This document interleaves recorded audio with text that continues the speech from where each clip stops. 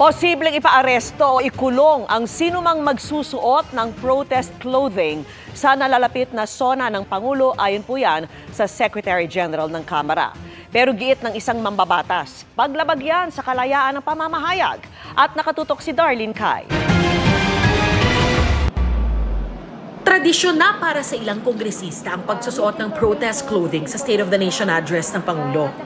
May nakasulat na stop the attacks, stop the killings, o kaya itong pamaypay na may serbisyo sa tao, wag gawing negosyo. Dati na itong ipinagbawal at kinukumpiska pa nga. At sa SONA 2024 ni Pangulong Bongbong Marcos sa July 22, sabi ni Secretary General Reginald Velasco, mas maghihigpit. Posibleng arestuhin at i-detain ang sino mang magpupumilit na magsuot niyan. Bawal yun. Because this is SONA It's not a day of protest If you want to protest, there are some areas reserved for your protest or demonstration, no?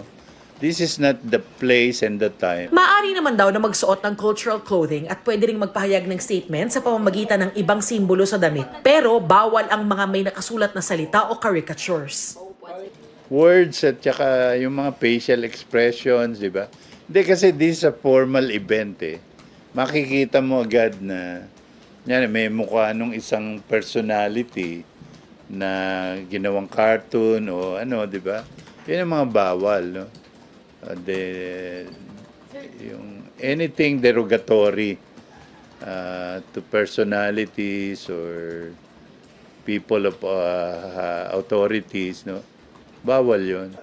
Kakausapin muna ang may suot at bibigyan ng pagkakataon na magpalit.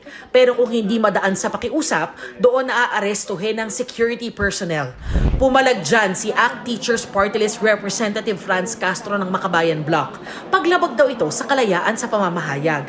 Magsusuot pa rin daw ang Makabayan Bloc ng mga kasuotan na magpapakita ng hinaing at kahilingan ng mamamayan sa SONA. Ang ilang militanteng grupo naman, ikinakasana ang kanilang gagawing kilos protesta sa araw ng SONA.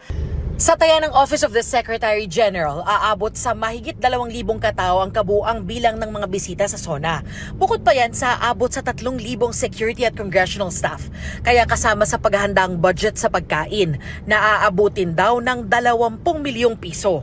Kung hahatiin yan sa 5,000 tao, aabot ito sa 4,000 pisong budget para sa bawat isa. Alam mo, yung security lang natin, ilang daan na yan, di ba? O personnel natin sa Congress, mga 2,000-3,000 na yan. Then yung guests natin, mga 2,000. So, that's just about the right. Para sa GMA Integrated News, Darlene Cai, nakatutok, 24 oras.